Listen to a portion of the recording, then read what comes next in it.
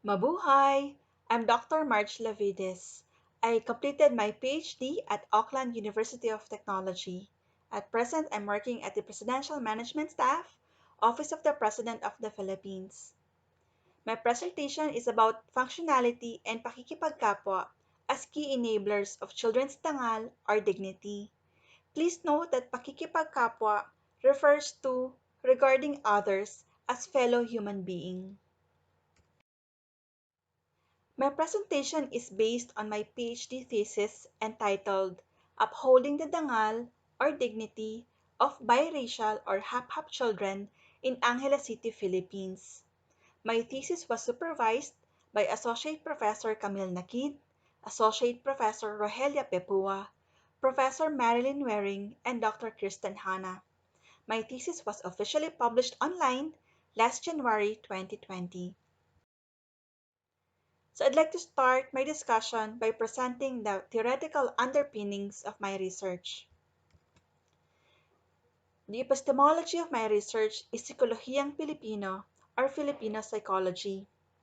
According to Virgilio Enriquez, Psikolohiyang Pilipino is the embodiment of the systematic and scientific study, appreciation, and application of indigenous knowledge for, of, and by the Filipinos. The ontological positioning of my research is Dangal Kapwa, Dangal or dignity, and Kapwa or fellow human being. Virgilio Enriquez defined Dangal as the intrinsic quality of a person or sector that allows him, them to shine despite the grime of their appearance, environment, or status in life. Dangal features significantly in the Filipino structure of values. It reflects a person's social status as well as level of social acceptance. Meanwhile, kapwa refers to the integrated self and others, and thus kapwa signifies egalitarianism as well as interdependence.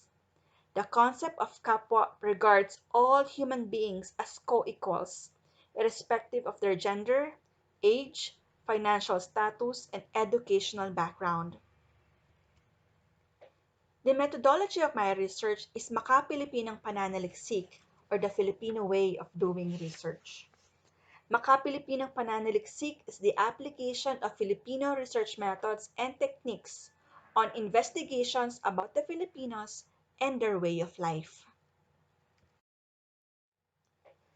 Based on the findings of my research, the biracial children's dangal, or dignity, has external domain as well as internal domain. The external domain refers to the physical aspects of the dangal experience for biracial children in the study. The main indicator of dangal that emerged is the security or insecurity effect of the physical environment. The findings of this research revealed that the child participants' experiences of security or insecurity were significant to them and as such highlighted the state of deprivation that they were in. The internal domain refers to the psychological aspects of the dangal experience for these children. In this study, they refer to the emotions or feelings as they go through this dangal experience. These emotions are happiness, loneliness, anger, and feeling of exclusion. The barriers that deteriorate dangal and the enablers that promote dangal in the model can affect the external or the internal domain or both. The indicator of a positive dangal in the external domain is the security which the biracial children experience through their senses. This security is enabled by functionality, which pertains to qualities that make an entity effectively perform its objective. These qualities consist of, though are not limited to, colorfulness, cleanliness, durability, space, and coolness. Within the internal domain, the indicator of positive dangal is the happiness that is felt by children. Enabler of such happiness is pakikipagkapwa, or being regarded as a fellow human being by other children and by adults.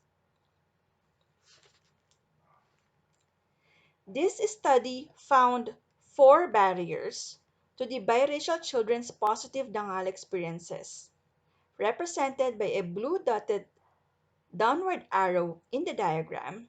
These barriers were social prejudice, poverty, government inadequacy, and environmental disturbances.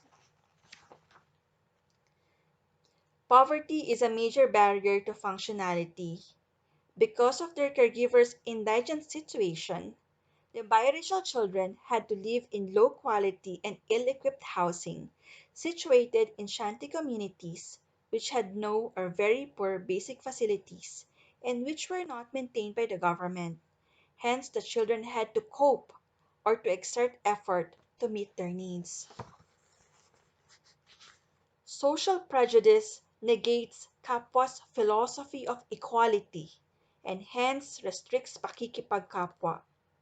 Revealed through negative emotions, the child and adult participants reported indicators of social prejudice such as bullying, name calling, cultural racial stereotyping, social stigma, not being consulted, and corporal punishment.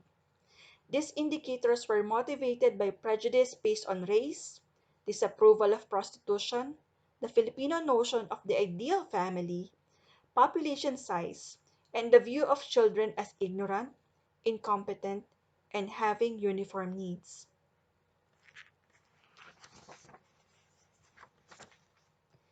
Government inadequacy adversely impacted the biracial children's dangal as they deprived children of a functional environment and limited their opportunities for pakikipagkapwa.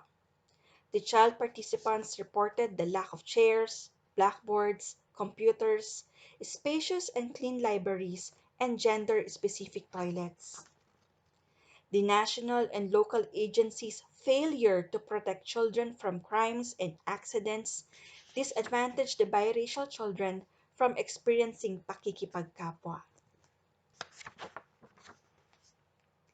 Environmental disturbances or unfavorable conditions were found to have exacerbated the already restricted functionality in children's houses, schools, and neighborhoods.